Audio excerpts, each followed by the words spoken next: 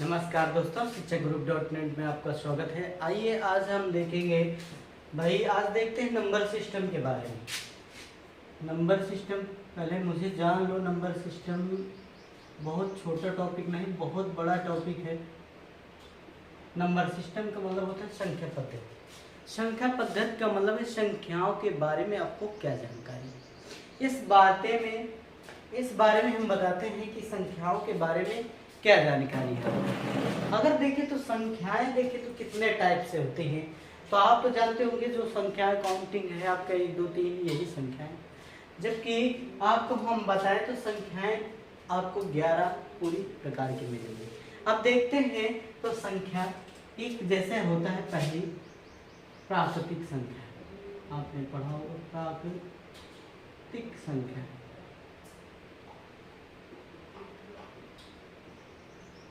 या हम इसे कह सकते हैं नेचुरल नंबर।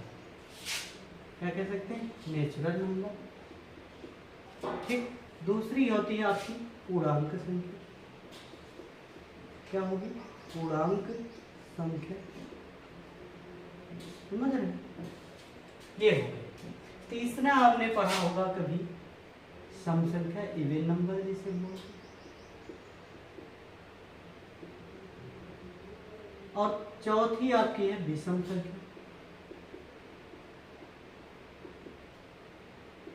ये विषम संख्या। पांचवा आपका होता है आपका अभाज्य संख्या।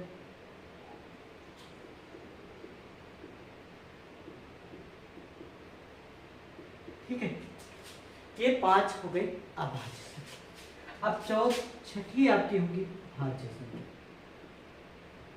भाज्य संख्या।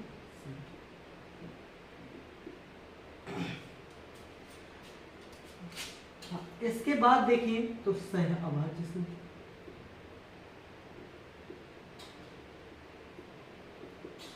सह अभाज्य संख्या ये हो गई। आगे देखें तो आपको एक संख्या मिलेगी परिमेय संख्या।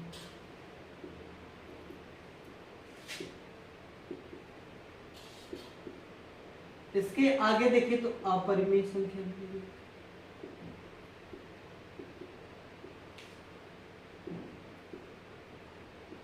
फिर इसके आगे देखें तो आपको एक मिलेगी वास्तविक संख्या। वास्तविक संख्या। और इसके आगे एक मिलेगी काल्पनिक संख्या।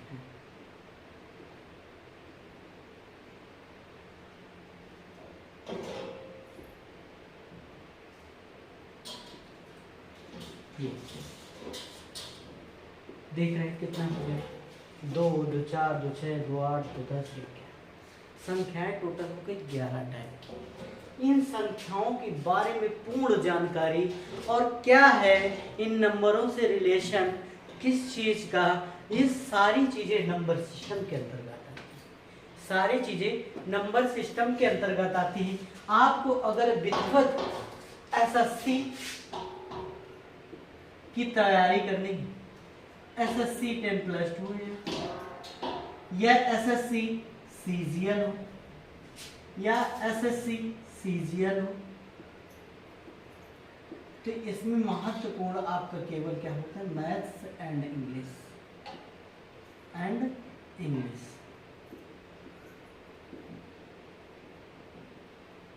ठीक है, और इसमें मैथ्स ज्यादा इंपॉर्टेंस रखता है। आपको मैथ सीखना है तो आप स्पेशल मैथ पढ़ने आप पढ़ सकते हैं। स्पेशल मैथ पढ़ने के लिए आपको कहीं नहीं, आपके नजदीकी क्षेत्र, नजदीकी क्षेत्र एड्रेस हम बता दें जहां पर आपको ऑफलाइन एक विधिवत तरीके से जो माध्यम है आपके तैयारी का, कॉम्पिटिटिव एग्जाम्स का, और एक बार ही पढ़ना पड़े ऐसा एकमात्र आपके संस्था है यहाँ पर, जहाँ पर अपोजिट आदर्श का गेट, अपोजिट आप देखेंगे तो आदर्श का गेट, आदर्श जनता इंटर कॉलेज का गेट वहाँ पर आपको शिक्षा ग्रुप डॉट नेट, ये आप देख रहे हैं बैनर, शिक्षा ग्रुप डॉट नेट, शिक्षा ग्रुप डॉट नेट, ये शिक्षा ग्रुप कॉम्पिटेटिव क्लासेस के नाम से आप यहाँ आकर एक बार डेमो लीजिए, एक बार देखें पढ़कर और देखें कि किस प्रकार से मैथ को पढ़ाया जा सकता है और पढ़ा जा सकता है, दोनों बात है। ठीक है, आप देखेंगे कि एक विशेष चीज़ें आपको मिलेंगी जब कहीं पर नहीं मिले होंगे, एक बार मौका दीजिए और देखिए किस प्रकार से आपको हमने मोटिवेट करना है और किस प्रकार की मैथ होती आज तक आपके यहाँ कहीं कोई नहीं पढ़ाएगा। और देखेंगे एसएससी, विशेष रूप से अगर एसएससी की तैयारी आप कर रहे हैं, पुलिस की हो गया, यूपीएससी हो गया, इन सब के लिए अच्छा है आपको मैथ और रीजनिंग एक स्पेशल रूप में मिलेगी। आपको विधिवत एक कॉन्सेप्ट होगा और कॉन्सेप्ट के आधार को आपको मानकर चैप्टर पढ़ाया जाएगा, कोई ट्रिक नहीं होगा, न कोई बेसिक होगा, आपको सिर्फ कॉन्सेप्ट होगा और उस कॉन्सेप्ट से कई प्रकार के सवाल आपका चैप्टर फिनिश होगा। दोस्तों आप जरूर यहाँ पर विजिट करिए, एक बार डेमो दीजिए, फिर इसके बाद देखिए कि मैथ में क्या क्वालिटी है। मैथ और रीजनिंग में आपको विशेष रूप से एक विशेष क्लासेस दी जाएंगी, स्पेशल जिसे कहते हैं स्पेशल मैथ्स, स्पेशल रीजनिंग प्राप्त होगी। तो दोस्तों इस प्रकार से आप यहाँ आकर ऑफलाइन विजिट कर सकते हैं और विजिट करिए और देखिए, एक आपका डेमो का कोई पैसा नहीं है और उसको विजिट करिए और देखिए किस प्रकार की मैथ यहाँ पढ़ाई जाती है। ठीक है, मैथ और रीजनिंग दोनों की बात कर रहा हूँ। आप देखेंगे आगे कि आपने कहीं भी 2-3 साल 3 साल 4 साल जहाँ भी पढ़ा, हमें नहीं पता कहाँ पर पढ़ा, लेकिन आप अगर यहाँ पर आकर आप पढ़ते हैं तो नई चीज़ें आपको जरूर प्राप्त होंगी। आपको अलग अलग बैचेस मिलेंगे, बैच का मतलब न्यू बैच स्टार्ट हुए हैं और ये देखें तो अलग अलग बैच मिलेंगे आपको। अलग अलग बैच का मतलब कि आप अगर कहीं से पढ़ के आ रहे हैं तो आपको बेसिक पता होगा, तो बेसिक उस क्लास को अलग रखेंगे और जो नए बच्चे हैं अभी इंटर क्लास में हैं वो तैयारी करना चाहते हैं उनके लिए एक अलग बैच होगा, ताकि उनको एक बेस भी दिया जा सके कि ताकि उनका बेस भी मजबूत हो। ठीक है, तो आइए जरूर यहाँ पर विजिट करिए दोस्तों। मैं आशा करता हूँ कि आप जरूर आएंगे यहाँ पर और विजिट करेंगे और देखेंगे किस प्रकार से ये सारी चीज़ें मैं पढ़ाता हूँ और हम आपके साथ जरूर मेहनत करेंगे, आपकी हम उड़ान की एक सफलता की ओर एक विश्वास ही जगा सकते हैं, बाकी और कुछ नहीं। आप एक लर्निंग प्लेटफॉर्म के लिए एक बेस्ट लर्निंग प्लेटफॉर्म आपको प्राप्त होगा। आपको कहीं पर जाने की ज़रूरत नहीं है, आप एक बार पढ़ेंगे, कहीं से भी पढ़ के आए, एक बार विजिट करिए और देखिए कि हम क्या नया देते हैं यहाँ पर। ठीक दोस्तों, आगे बढ़ते हैं हम, आप विजिट करें जरूर। देखिएगा अभी हम इन नंबरों के बारे में आपको बताते हैं और आप जरूर से जरूर यहाँ की क्लास की अटेंड करेंगे और देखेंगे किस प्रकार। आप एक बार विजिट करिए, मैं वहाँ पर उपस्थित रहता हूँ, आप आएंगे तो हम आपकी इंक्वायरी के साथ साथ आपको कुछ चीज़ें बताएंगे और आपको कोई बहुत पैसा नहीं है। आपको अगर तैयारी करना है, एक अच्छी प्लेटफॉर्म को पाना है तो आप यहाँ पर शिक्षा ग्रुप क्लासेस पर ज़रूर आइए और देखिए किस प्रकार से नई चीज़ें आपको दी जाती हैं। मैं हरदम प्रयास करता हूं अपने आप को अपडेट करने का। अगर टीचर अपडेट होता है तो बच्चे ज़रूर से ज़रूर नया सीखेंगे। तो देखेंगे कॉन्सेप्टिव मैथ पढ़ना है आपको, कॉन्सेप्ट ही आपको पढ़ना है तो आप यहाँ पर ज़रूर से विजिट करिएगा। दोस्तों चलिए देखते हैं नंबरों के बारे में।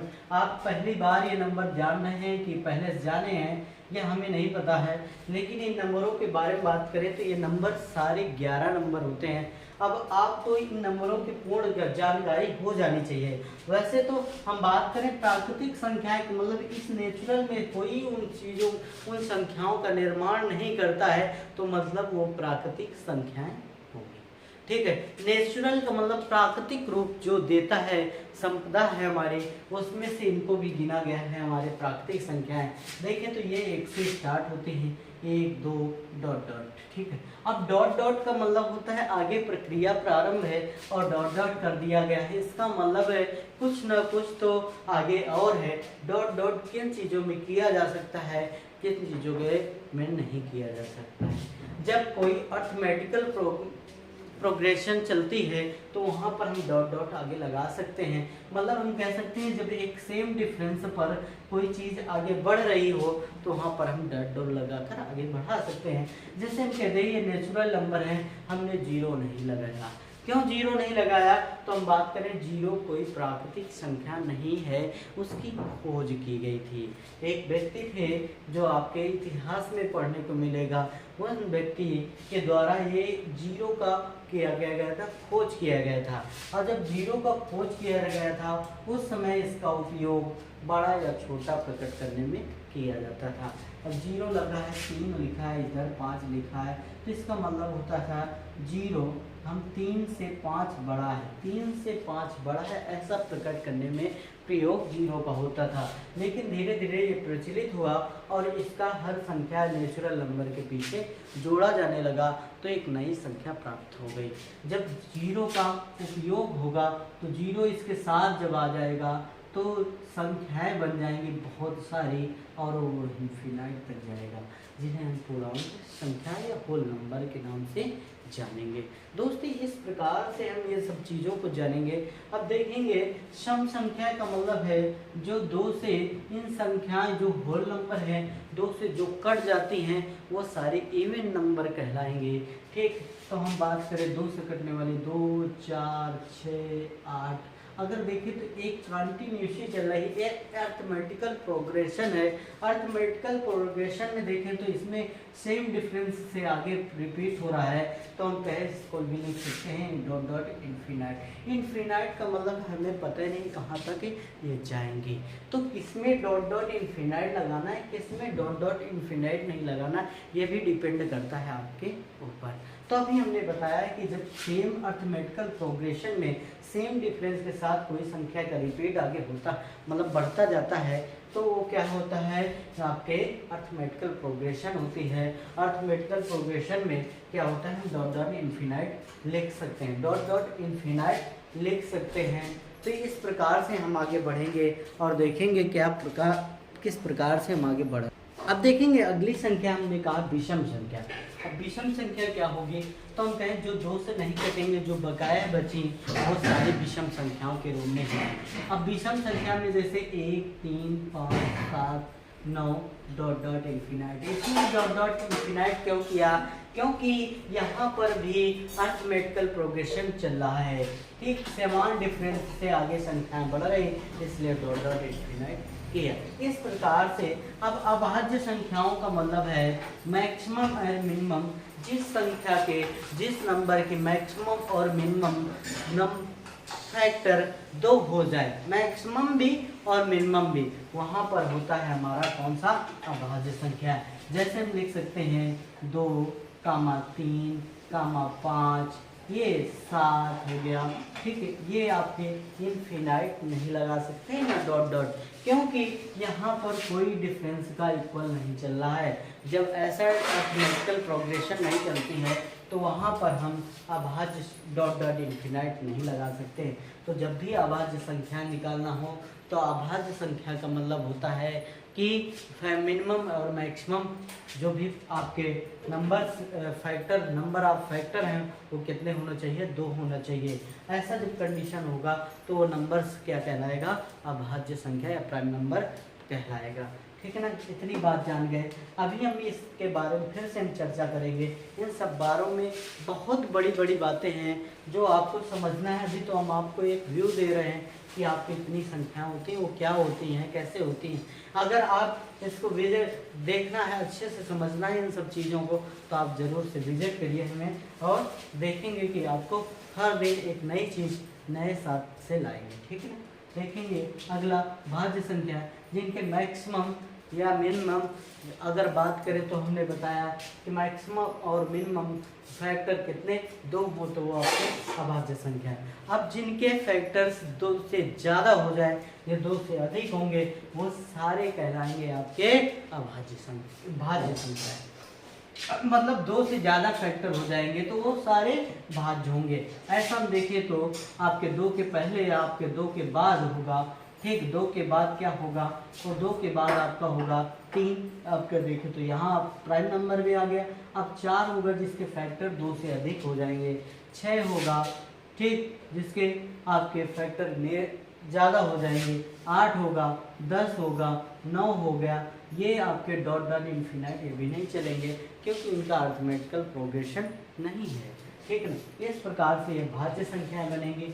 अब सह अभाज्य का मतलब होता है जिनका HCF ये एक संख्या पर नहीं देखा जाता है, ये हमेशा सह अभाज्य संख्याएं वो जोड़े पे होती है, 2 या 2 से अधिक संख्याओं पर सह अभाज्य संख्या बनती है, ठीक है। तो ये सह अभाज्य संख्या के बारे में है। जिनका जब 2 या 2 से अधिक संख्याएं होंगी तो वहाँ पर उनका जो भी कॉमन फैक्टर कितना आ जाए, कॉमन फैक्टर कितना आ जाए 1 आ जाए, केवल कॉमन फैक्टर कितना 1 आ जाए, वो सारी नंबर क्या होता है को प्राइम नंबर कहलाते हैं, सह अभाज्य संख्याएं कहलाते हैं।